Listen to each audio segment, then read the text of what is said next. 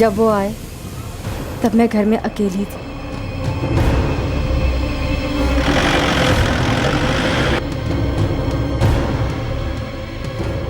ये तीसरी बार था कि वो मेरे पति की गैर मौजूदगी में बिना बताए घर आए थे।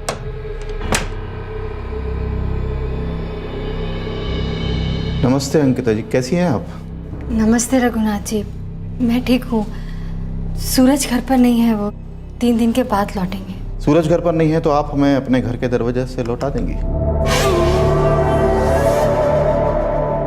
उसके बाद जो हुआ उसने मुझे बुरी तरह हिलाकर रख दिया।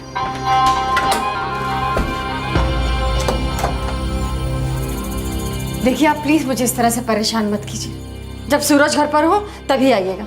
अभी आप प्लीज यहाँ से चले जाइए। अरे वो आपका बेटा धनुष स्कूल से लौटा नहीं क्या? नहीं, कहीं दिखाई नहीं दे ना? रघुनाथ जी, आखिर आप चाहते क्या हैं? क्यों परेशान कर रहे हैं? आप जानती हैं कि मैं क्या चाहता हूँ। कई बार कह भी चुका हूँ आपसे। ये भी मैंने आपको बता दिया कि आपके पति सूरज को किसी भी तरह की भनक नहीं लगेगी।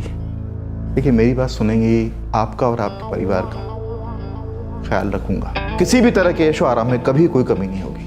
आपके पति का फायदा भी होगा बिजनेस में, सबकी लॉटरी लग जाएगी। देखिए, मुझे आपकी बकवास नहीं सुननी है। प्लीज आप अभी इसी वक्त मेरे घर से निकल जाइए। शोर मचाओ, मचाओ शोर। जो भी आएगा उसको गोली मार दूंगा और कोई मेरा कुछ बिगाड़ नहीं सकता।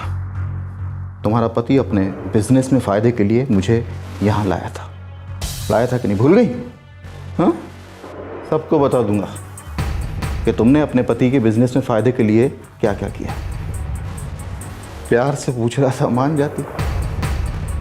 ये सब मुझे करना नहीं पड़ता। मुझे अच्छा लगा क्या? चलो चलो, बगैर आवाज की बेडरूम में चलो। चलो।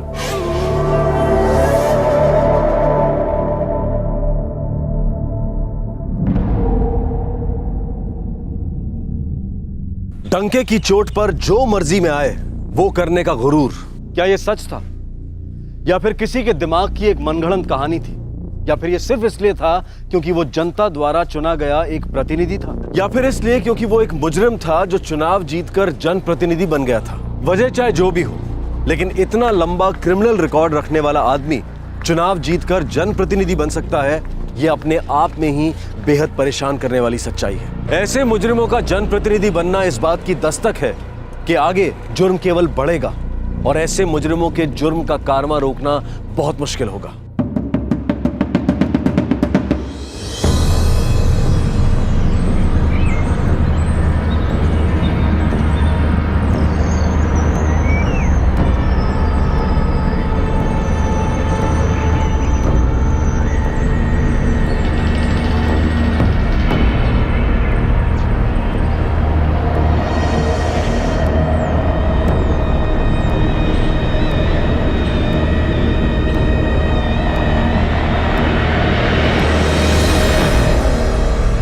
शांति दीदी, उठो शांति दीदी। शांति दीदी, शांति दीदी। मेम साहब, वो शांति दीदी उठ नहीं रही है मेम साहब। वो शायद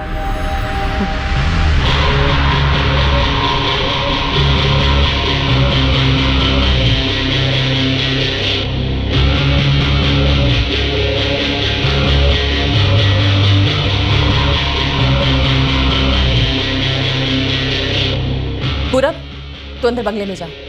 और हाँ सुन, तूने अब मेघा ने अगर अपना मुंह खोला ना तो याद रख, मुझसे बुरा कोई नहीं होगा।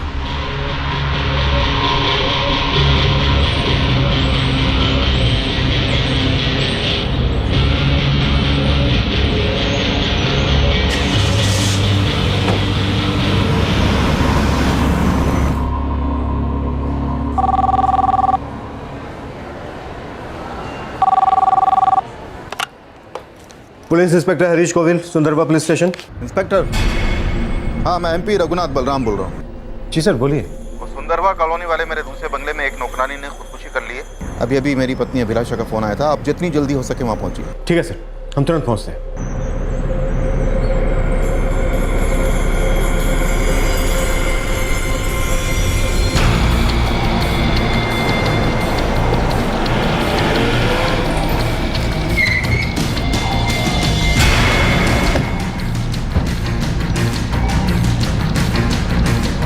आइए सर।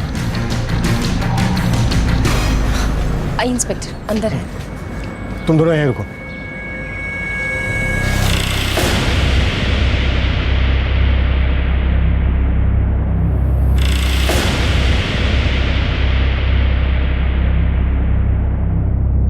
इंस्पेक्टर, वो वहां से गिरी थी और सबसे पहले उसे पूरब ने ही वहां पड़े हुए देखा।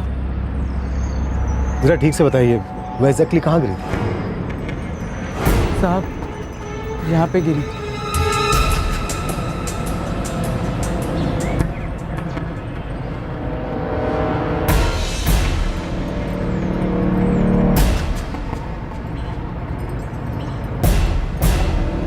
सर हम गेट के पास थे। तुमने चीखने या फिर ऊपर से नीचे गिरने की आवाज़ तो सुनी होगी। नहीं साहब, हमने कुछ नहीं सुना साहब। मैं भी घर के अंदर ही थी, मैंने भी कोई आवाज़ नहीं सुनी।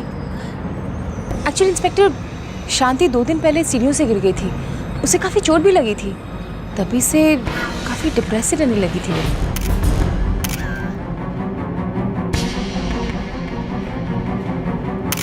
सुनो, दीवारों पर इन निशानों के फोटो लो, और वहां भी।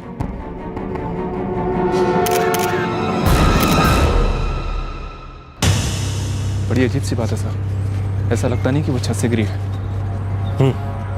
मुझे भी ऐसा ही लग रहा है। नीचे खून का कोई धब्बा नहीं है, लेकिन ऐसा कैसे हो सकता है? और सर वो सर्वेंट क्वार्टर की दीवारों पर भी कुछ अजीब से निशान हैं।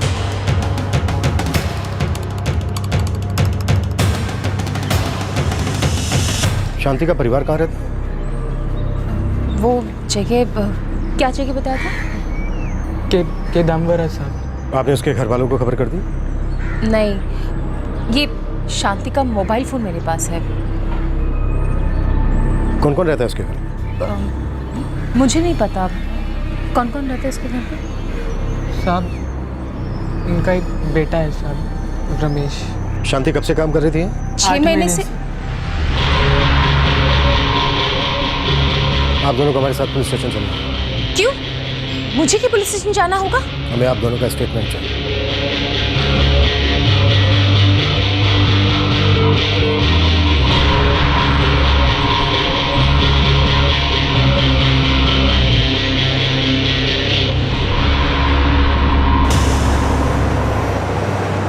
जो दिख रहा है वो सच नहीं है, वो कुछ और। या सर, उनका नौकर पूरा बहुत डरा हुआ लगता है। उसकी बॉडी पर कई सारे निशान हैं, जैसे उसे बहुत बुरी तरह से मारा गया हो। कुछ तो है जो ये लोग छुपा रहे। एक एमपी के घर में काम करने वाली नौकरानी की मौत हो जाती है। एमपी खुद पुलिस को फोन करके बताता है कि मौत छत से गिरने की वजह से हुई है। उसकी पत्नी ने जो बयान दिया था वो पुलिस को ठीक नहीं लगा था। पुलिस को शक हो गया था कि जरूर उनसे कुछ छुपाया जा रहा है। इस केस की जांच दिल दहला देने वाले जुर्म पर से पर्दा उठाने वाली थी।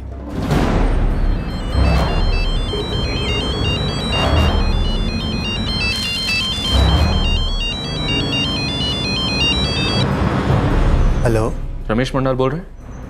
हाँ। शांति मंडल तुम्हारी माँ है? क्या हुआ? आप कौन बोल रहे हैं? तुम्हारी माँ की मौत हो चुकी है, तुम फौरन गुड़गांव आ जाओ। देखिए साहब, पिछले 8 महीने से मेरी माँ से बात नहीं हो पाई है।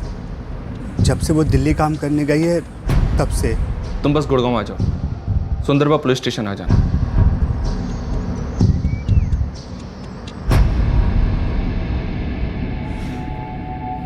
वो इंस्पेक्टर कहाँ है और मैं ऐसे यहाँ कब तक बैठी रहूंगी? इंस्पेक्टर साहब आने वाले हैं। मेरे पति एमपी है, एमपी, पता है ना?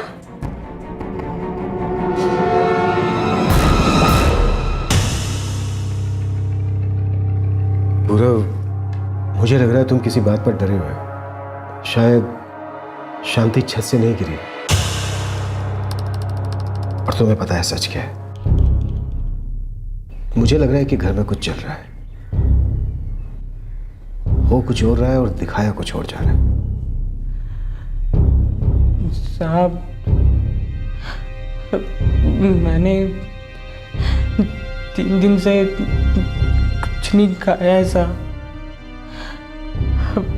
बहुत कमजोरी महसूस हो रही है। इसके लिए कुछ खाने के लिए लेकर आओ, और हाँ, 1 कप चाय भी लेकर आओ जल्दी।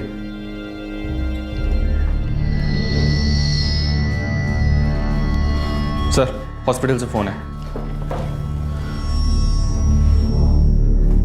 पूरब, तुम्हें यहाँ किसी से डरने की जरूरत नहीं। पहले तुम खाना खा लो, हम बाद में बात करते हैं। शबा, तुम यहीं रुको।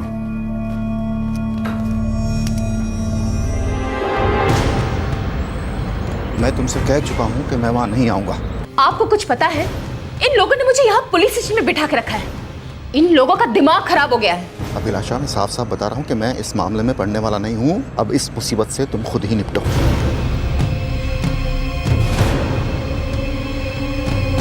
मुझे भी यही शक। बॉडी पे मारपीट के बहुत सारे निशान हैं, सीरियस इंटरनल ब्लीडिंग भी है।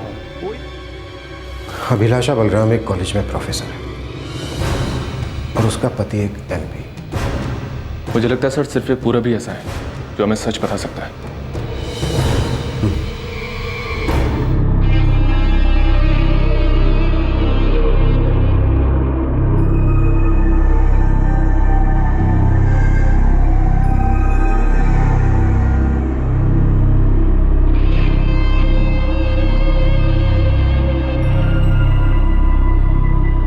पूरब, कुछ और चाहिए? नहीं सर। पूरब, ये हम अच्छी तरह से जानते हैं कि शांति की मौत ना तो खुदकुशी है और ना ही हादसा, बल्कि एक मर्डर केस है। साफ पता चलता है कि शांति को पीट पीट कर मारा गया है। लेकिन तुम डरो मत, ये लोग चाहे जो भी हो, एमपी, प्रोफेसर, जरूर पकड़े जाएंगे, विश्वास करो मेरा। जो पूरब ने पुलिस को बताया वो बर्बरता और अमानवीय यातना की एक घिनौनी दास्तान थी, एक विकृत मानसिकता की दास्तान थी। साहब, मैं 1 साल पहले रघुनाथ जी के घर में काम करने आया था। मेघा दीदी वहाँ पहले से ही काम कर रही थी साहब। साहब के दोस्त हैं माजीगढ़ में, उन्होंने इसे भेजा है। ठीक। रघुनाथ जी को एक नौकर की ज़रूरत है, तो मेरे बाबूजी ने मुझे उनके घर में काम करने को भेजा साहब। रघुनाथ जी उस बंगले में नहीं रहते क्या? नहीं साहब, वहाँ मेम साहब और उनका बेटा ही रहते हैं। रघुनाथ जी वहाँ कभी कभी आते हैं साहब। ये जो तुम्हारी मेम साहब हैं, ये बहुत मारपीट करती है क्या?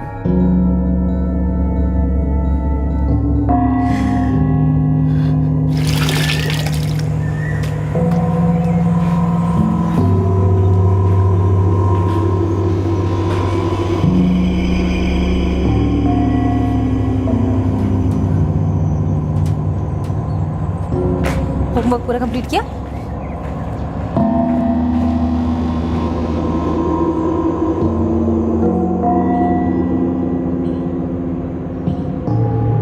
मेघा, यहाँ की सफाई नहीं हुई अभी तक? मेम साहब, मैं बस करने ही वाली थी। यहाँ की सफाई करने के बाद सीधा वहाँ चली गई और बीच की सफाई भूल गई। और जब मैंने पूछा तो जवाब दे रही हो कि अभी करने वाली थी। सच में मैं बस अभी वहाँ सफाई करने ही वाली थी। चुप! सब समझती हूँ मैं। पता नहीं मुझे किस तरह का काम पसंद है, या फिर से सिखाऊं? और तू खड़े खड़े क्या घूर रहा है? कुछ नहीं मैम साहब। तो ध्यान से अपना काम कर। अगर एक भी प्लेट टूटा ना तो याद रख, मैं तुझे तोड़ दूंगी। चुप कहीं के।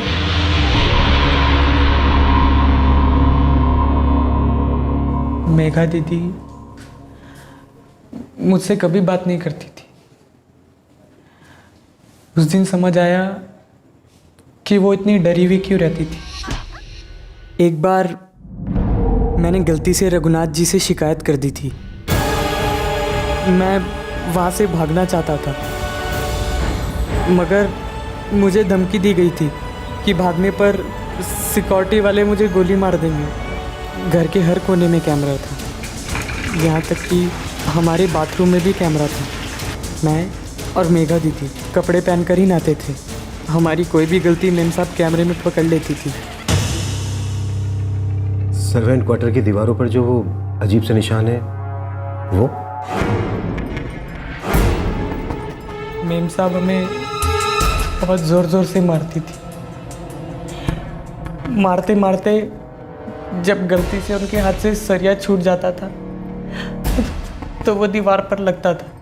वो मेम साहब हम दोनों को दुबक के बिठा देती और फिर खाने को कहती थी। साहब वो मेम साहब अपने बेटे का पिलाती थी साहब।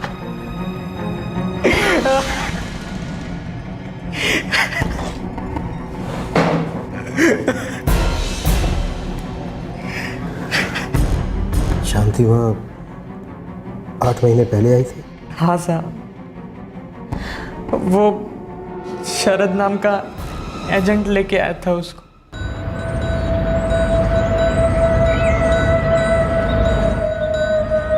मैडम किडम्बरा से आई है। वो तो ठीक है लेकिन काम में अच्छी है। जी, दरअसल मैं इसे किसी और क्लाइंट के लिए लाया था। रघुनाथ जी का फ़ोन आया इसलिए मैं इसे यहाँ ले आया। ठीक है, आज से काम शुरू कर दो।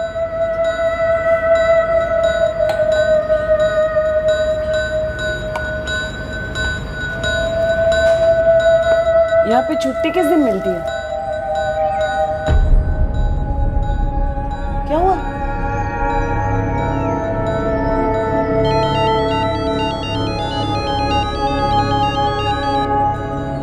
है रमेश? हाँ बेटा मैं ठीक हूँ। वो नया काम पकड़ लिया ना?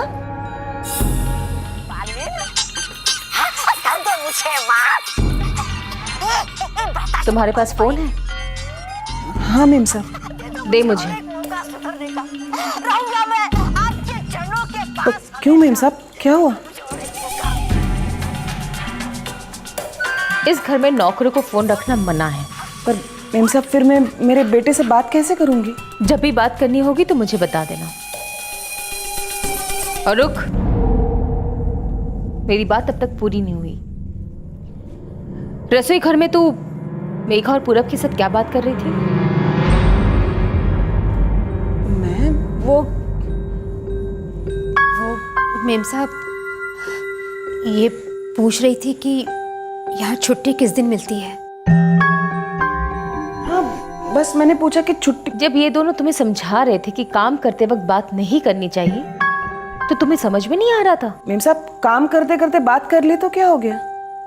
ऐसी क्या गलती कर दी मैंने? मैं बताती तुम्हारी गलती क्या है।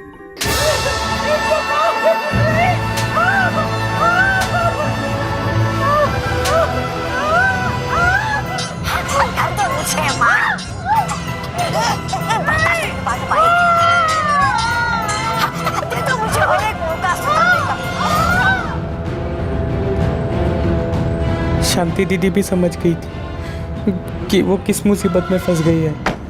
अब ये सब कुछ सहने वाले हम 3 लोग हो गए थे।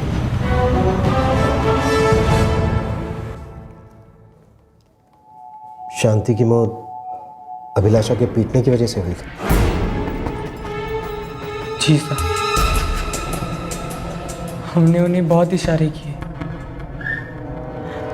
पर वो हमारे इशारे समझ नहीं पाए। हमने उन्हें कहा कि बात मत करो, पलट कर जवाब मत दो, चुपचाप सहने की आदत डाल लो। यहाँ से बचने का कोई रास्ता नहीं है। पर नहीं, वो नहीं सुनती थी, किसी की नहीं सुनती थी। पूरब, कल भी शांति को पीटा गया था। आलू गोभी और प्याज के पकौड़े। मेरी फ्रेंड 4:30 बजे तक आ जाएगी, इसलिए तब तक सब कुछ तैयार हो जाना चाहिए, ठीक है? और हाँ, मुझे मेरे घर का एक एक कोना साफ चाहिए। और ये देखो किचन कैसे फैला के रखा है सब कुछ। हो सकता है मेरी फ्रेंड मेरे साथ किचन में आए। मुझे सब कुछ साफ चाहिए। और हाँ, वो मेघा और पूरब को मैंने किसी काम से बाहर भेजा है, इसलिए सब कुछ तुम्हें अकेले ही करना होगा।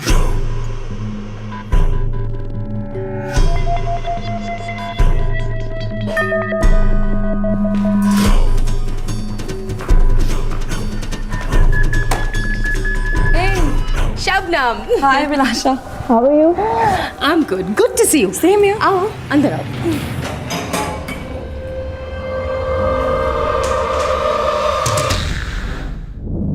वेरी नाइस पेंटिंग अभिलाषा। कहाँ से मंगाई?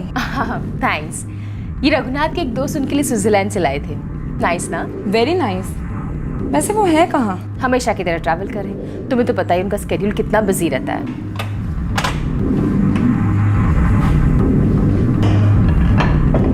और कॉलेज कैसा चल रहा है? Very hectic. एक दिन में 6 लेक्चर्स लेने पड़ते हैं। खैर एक मिनट। शांति कुछ स्नैक्स लेकर आओ। जी मैम साहब। हाँ बिलाई।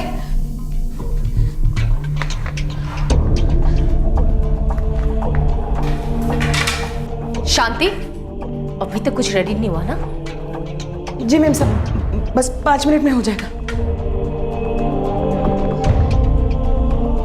अभिलाषा, बहुत ही मज़ा आया। अब तुम आओ कभी मेरे घर, नेक्स्ट वीक का प्लान बनाते हैं। श्योर, बिल्कुल। Bye, it was nice meeting you. Thanks for coming. Take care.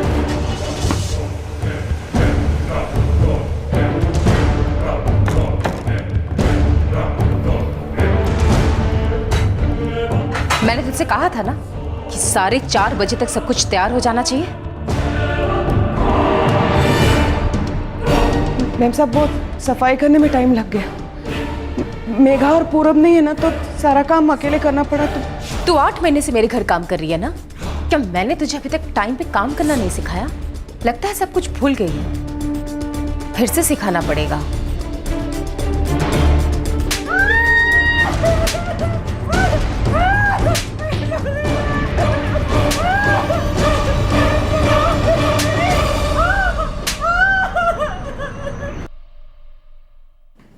Ma'am साहब ने दीदी को सरिये से बहुत बुरी तरीके से मारा था। जब हमने उनको कमरे में छोड़ा था तब वो जिंदा थी। इसे इसके कमरे में छोड़ कर आओ और याद रखना, आज इसे कोई खाना वाना नहीं मिलेगा। जाओ।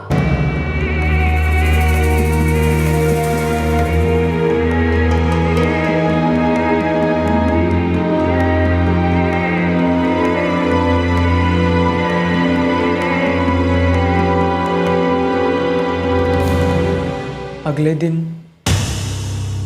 मुझे उन्हें काम के लिए उठाने को भेजा गया। जब मैं कमरे में गया तब वो मर चुकी। कितने बजे की बात है? सुबह 7:30 बजे के करीब।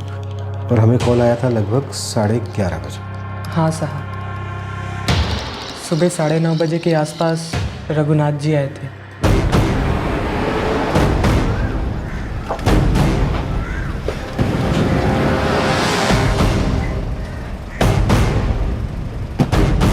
अपने गुस्से पर काबू रखना कब सीखोगी? कितनी बार तुम्हें समझा चुका हूं, तुम्हारी समझ में नहीं आता। अब भुगतो। एक 2 कौड़े की नौकरानी के लिए आप मुझ पर चिल्ला रहे हैं? अरे तुम्हें कुछ समझ में भी आ रहा है क्या? तुमने उसे मार डाला है, वो भी घर के अंदर, और इस बात का दोनों नौकरों को भी पता चल गया। हाँ तो अच्छा ही है ना, उनको भी सबक मिल गया होगा। तुम्हें कुछ पता भी है कि अगर ये सब मुझ पर आ गया तो मुझे इसकी क्या कीमत चुकानी पड़ेगी? तो आपके लिए क्या मुश्किल है? लाश को फेंकवा दीजिए कहीं। वैसे भी आपसे कौन पूछने वाला है? अब तुम इस सबसे बाहर रहो, मुझे अपने तरीके से काम करने दो।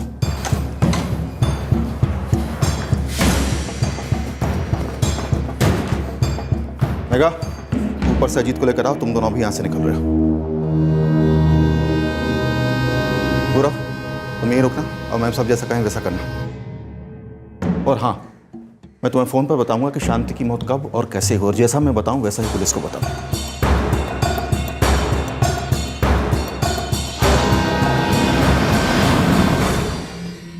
शांति छत से नीचे गिरी थी, ठीक है?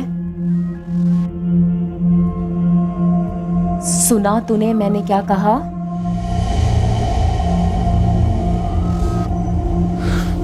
ध्रुव, तुम डरो मत। आज के बाद ये लोग तुम्हें हाथ भी नहीं लगा पाएंगे। सर,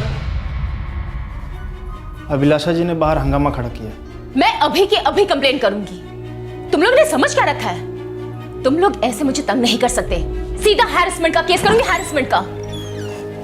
मैं आप लोगों को क्रिमिनल नजर आती हूँ? ऐसे बिना सबूत के आप लोग मुझे हवालात में कैसे रख सकते हैं? लुक इंस्पेक्टर, मैं एक पढ़ी लिखी औरत हूँ, प्रोफेसर हूँ, मेरे पति MP हैं। आप लोग मेरे साथ ऐसा नहीं कर सकते। अभिलाषा जी, यही बात तो मेरी समझ में नहीं आ रही। आप पढ़ी लिखी औरत हैं, एक प्रोफेसर हैं, कॉलेज में पढ़ाती हैं, फिर भी आप अपने घर पर काम करने वाले नौकरों के साथ ऐसा सुलूक करते हैं। आपने पहले शांति की हत्या, फिर उस हत्या को छुपाने की प्लानिंग की। क्या बकवास कर रहे हैं आप? क्या सबूत है आपके पास? शांति किसी छत से नहीं गिरी थी, और ना ही 2 दिन पहले वो किसी सीढ़ी से गिरी थी, बल्कि आपने उसे पीट पीट कर मार डाला। आप अपने घर पर काम करने वाले नौकरों के साथ बुरा सुलूक करती, जानवरों से भी बदतर बर्ताव करती थी। आप उनके साथ करती थी या नहीं? आपने शांति को इतना पीटा कि वो मर गई। फिर आपके पति ने आपको आइडिया दिया कि पुलिस को बताना कि वो छत से गिरकर मर गई।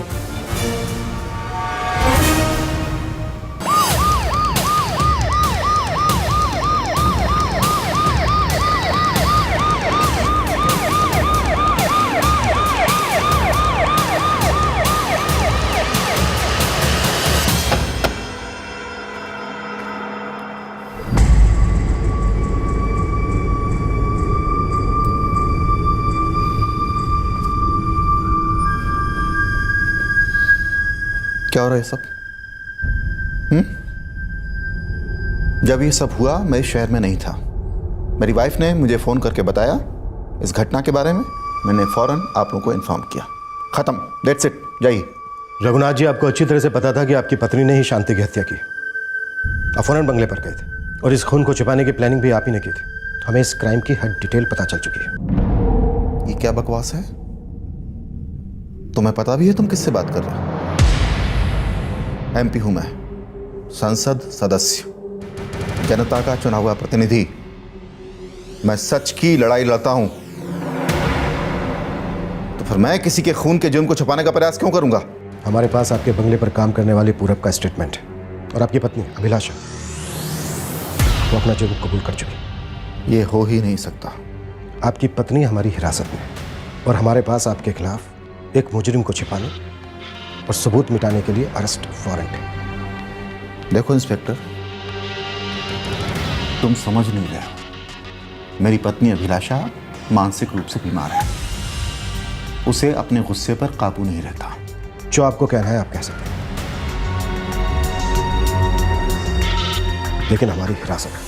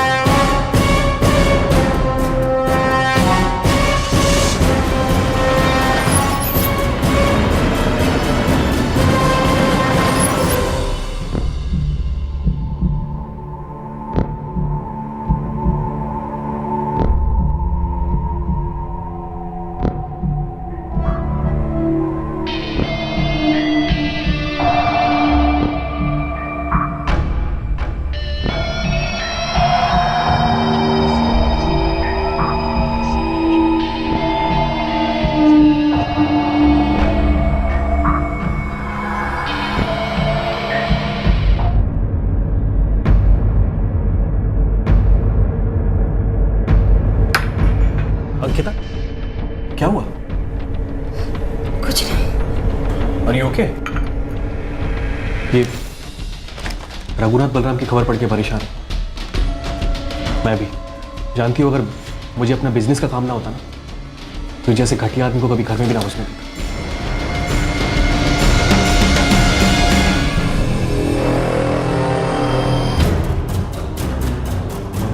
क्यों तुम इतनी घबराई हुई क्यों?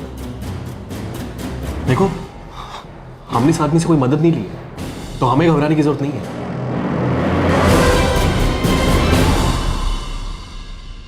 अभी तो कई गड़े हुए मुर्दे बाहर आना बाकी थे।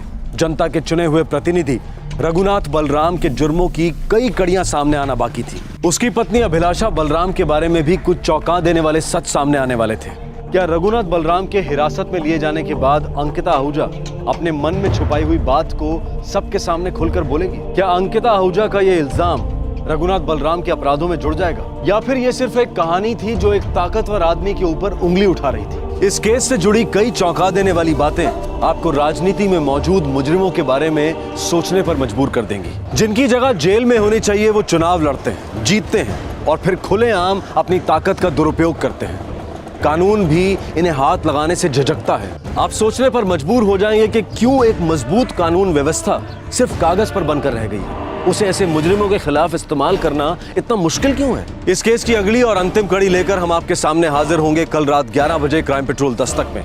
तब तक अपना ख्याल रखें, सुरक्षित रहें और सतर्क रहकर एक अच्छे नागरिक का फर्ज अदा करें। जय Hind. For more updates, subscribe to our channel, click the show links and enjoy watching the videos.